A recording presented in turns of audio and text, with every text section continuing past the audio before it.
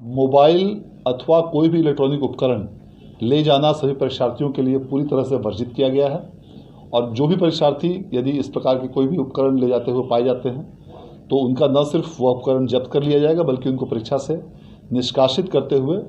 उनको परीक्षा से वंचित भी किया जाएगा और उनके विरुद्ध में प्राथमिकी भी दर्ज कराई जाएगी।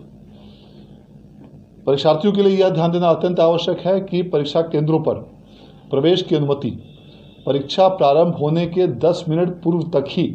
मिलेगी, अर्थात जो परीक्षा फर्स्ट सिटिंग में 9:30 बजे प्रारंभ होगी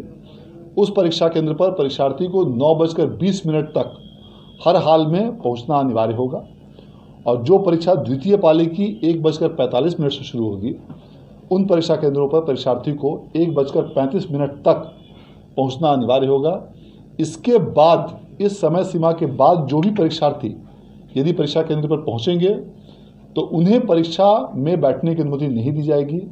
यह ध्यान देना इसलिए आवश्यक है क्योंकि ऐसा देखा गया है कि कुछ विद्यार्थी जो इसका अनुपालन नहीं कर पाते हैं, जो इस समय सीमा के बाद पहुंचते हैं, उनकी परीक्षा छूट जाती है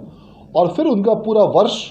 या तो व्यर्थ हो जाता है या उनको वैकल्पिक माध्यमों से अन्य परीक्षा में कंपार्टमेंटल या विशेष परीक्षा या अन्य जो भी वैकल्पिक उनके लिए माध्यम उपलब्ध हों उसमें बैठने की बाध्यता होती है। इसलिए यह अत्यंत आवश्यक है कि सभी परीक्षार्थियों से मैं अपील भी करना चाहूँगा कि आप निर्धारित समय से काफ़ी पूर्व परीक्षा केंद्रों पर पहुँचें और यह जो समय सीमा 10 मिनट की दी गई है यह अधिकतम सीमा है, इससे भी आप काफ़ी पहले पहुँचें ताकि आपको परीक्षा केंद्रों पर प्रवेश में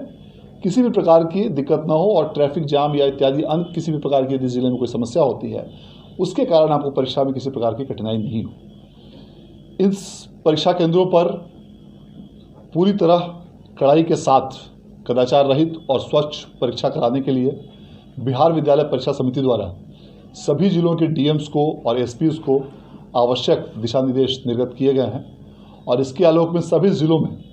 पर्याप्त संख्या में दंडाधिकारी, पुलिस पदाधिकारी और पुलिस बलों की प्रतिनियुक्ति इन सभी परीक्षा केंद्रों पर की गई है। इसके साथ ही सभी जिलों में जोनल दंडाधिकारी,